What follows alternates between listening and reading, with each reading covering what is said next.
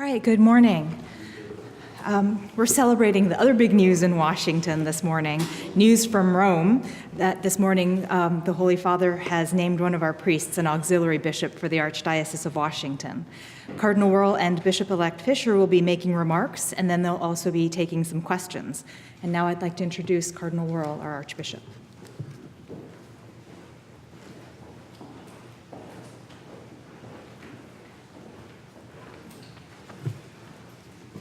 Thank you. Thank you so very much for being here and for coming to St. Matthew the Apostle Cathedral so that I can introduce to you the new auxiliary bishop whose appointment was just announced this morning by Archbishop Christophe Pierre, the Apostolic Nuncio.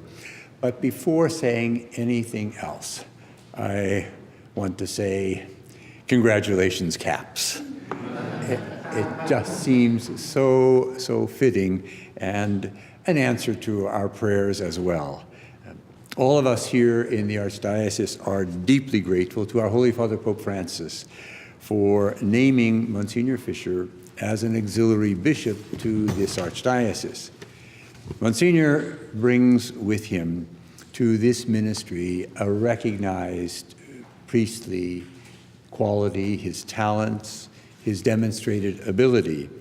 In his service over the past 12 years as the Secretary for Ministerial Leadership and Vicar for Clergy, he's demonstrated a care and a concern for our priests, for our deacons, for women and men in consecrated life, all of those who serve this church.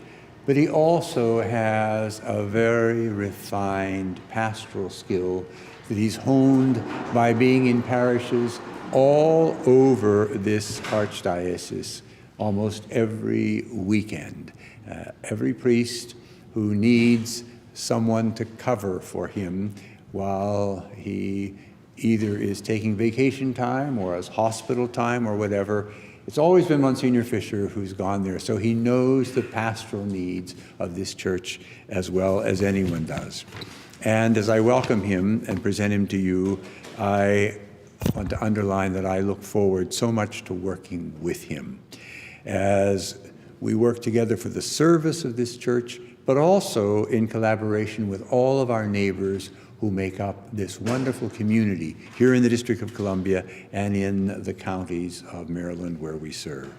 Ladies and gentlemen, it's a great pleasure for me to present to you the new Auxiliary Bishop of Washington, Monsignor Michael Fisher.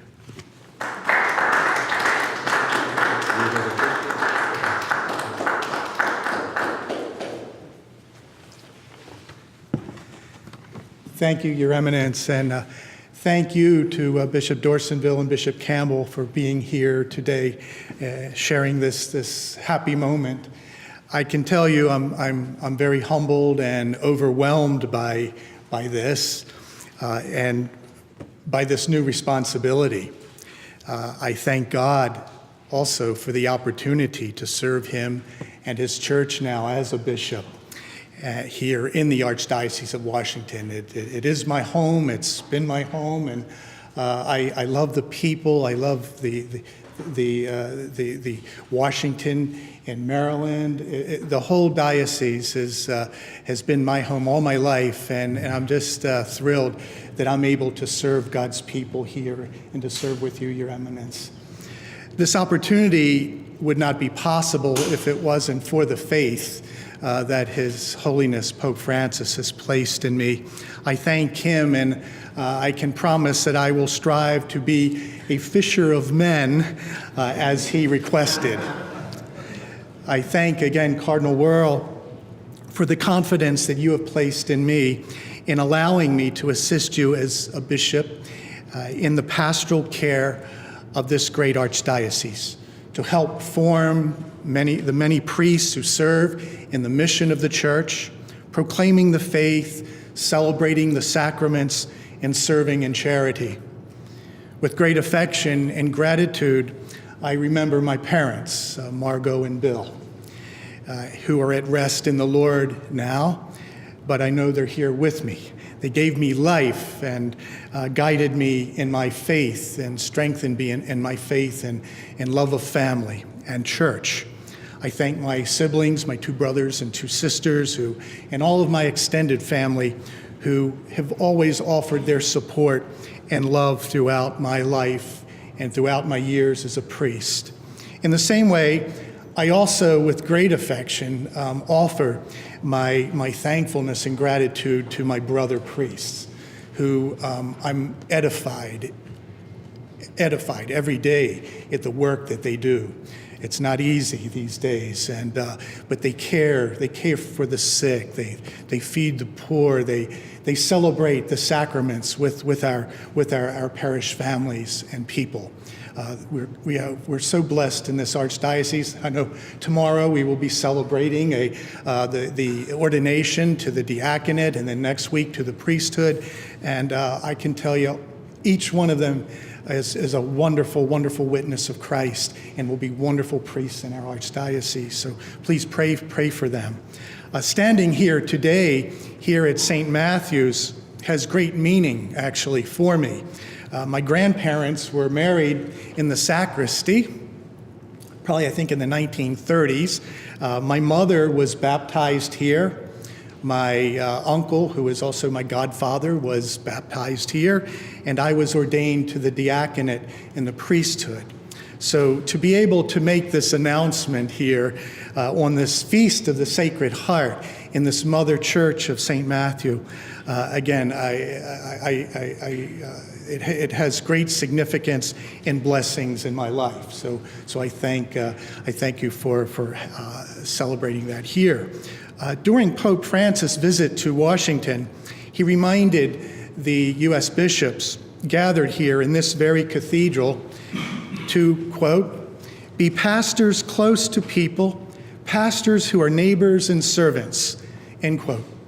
Working with my brother priests and the talented lay people and women and men who serve the Cardinal and the Archdiocese of Washington, I look forward to continuing to fulfill my ministry as a priest and now as a bishop, as a pastor, helping to form our priests, educating our children, serving the poor, engaging our young people, embracing our diversity, and in all things, teaching the faith. On this feast of the Sacred Heart of Jesus, I ask for your continued prayers for me, and you can most certainly be assured of my prayers for you. And may the Sacred Heart of Jesus have mercy on us. Amen. Thank you.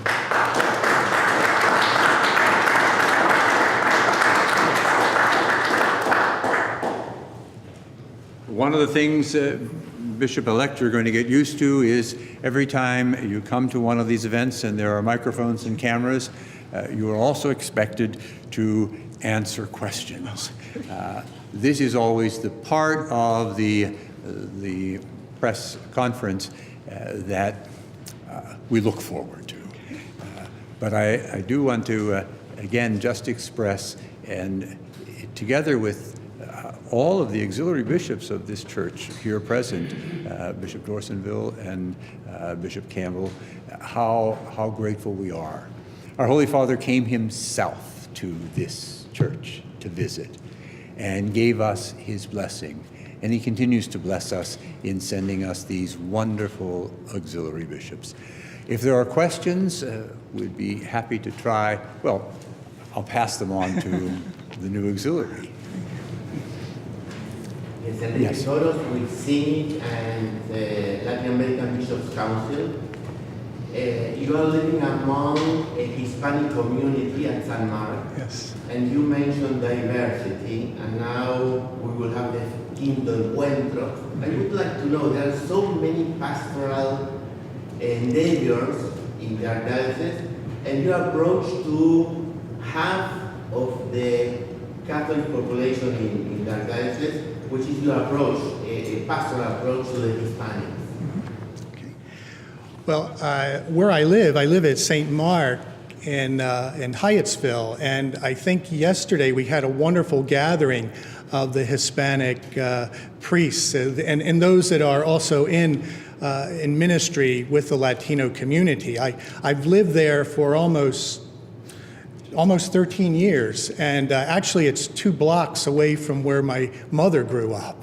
So I know the neighborhood, and I think it was mentioned, Bishop, that there were something like 47 different nationalities in the parish itself. And I see that every Sunday and celebrate that. Among the things that we are doing, I know working with clergy has been my main emphasis, has been to work with Bishop Dorsonville in preparing our pastors and our priests to invite in a more welcoming way into ministry and the work of the church in our various parishes. We're sending many of our men to South America and Central America to be trained, not only in language, but also in their cultures, so that we can accompany our good people. So it is a very important part of our ministry, particularly our ministry here in the church in Washington. Thank you. What were you doing when you got the news, and what was your reaction? Well, when I was initially told to be ready, I was visiting my parents' grave, and but then I had Mass the next morning, and Archbishop Pierre called me, and he asked me if I was seated, and I said, well, I can be. So I sat down, and then he asked if I was relaxed. So, and then he said that the Holy Father had appointed me the Auxiliary Bishop of Washington. And he made the comment that, as I mentioned in my opening statement, that the Holy Father said, we need a fisher of men to be a bishop. So I guess a little play on my name. And what was your reaction to that? Stunned, overwhelmed. I think I don't know if I immediately ran to, we have a wonderful prayer chapel at the Adoration Chapel in our rectory, so I immediately ran down there. So, Mark. I'd like to ask both of you a question, but first, Cardinal Wuerl, I'd like to ask you, what personal qualities does Bishop-elect Fisher have that will make him well suited for this new role? And also, what experiences, his experience as an administrator and as a parish priest, how do you see that as helping him in his new role as a fisher of men? Thank you.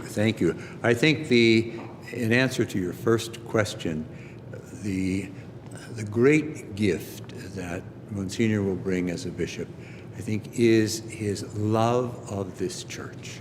As he pointed out in his remarks, he's a native of this archdiocese. He's grown up in this archdiocese. He's received his faith and the nurturing of it in this archdiocese. And so it just permeates his whole response to ministry. I think that's going to be one of the things that we'll see lived out. But another experience in his ministry that will serve him and all of us well is the fact that for the past 12 years, he has worked with all of our priests, and all of our deacons, and he's overseen the work of all in ministerial leadership. That includes also the blessing of women and men religious. So he knows the issues, and he knows where the efforts need to be directed with the greatest amount of intensity. And so I think that's just going to be an enormous blessing. No appreciation of Monsignor would be complete without recognizing his administrative skills.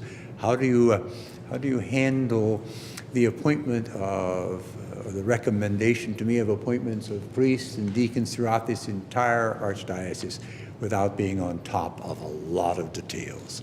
And so we just look forward to a ministry that comes out of the knowledge of this church and the love of this church. And Bishop-elect Fisher, I wanted to ask you about, first of all, if you could summarize the root of your vocation. And secondly, as a follow-up, you said once, I love being a priest, and I wanted to ask you what do you love about being a priest? Okay. Well, I think my vocation to priesthood wasn't, some of our priests have that sort of aha moment, or maybe they're hit by lightning. It wasn't like that with me. I think it was more of a cauldron of love. You know, as I said, I grew up in a wonderful family that was very supportive. We went to church, so the church was an important part of our family life also. So that built along the way. And it got to the point where I was at a little bit of a crossroads in terms of my career. There were a number of directions I think I could have gone, but ultimately, when I decided that I think the Lord is calling me to the priesthood, and actually it occurred in Pittsburgh. It's St. Paul's in Pittsburgh. It was at the Passionate Monastery. I went up there for a friend's. He was getting candidacy, and they asked me if I had ever thought of being a priest. And I said, well, as a matter of fact, I've been thinking about it. So when I came home, that's when it really struck me to do that. Also, I had been going to daily Mass. I was about 27, 28 at that time. I would run from my office in Bethesda to the shrine, and I would hit the 5:15 there down in the crypt church. So being able to spend time also with the Eucharist, falling in love with the Eucharist, I think that's when the aha moment occurred. In terms of the love of what we do, I can only give an example.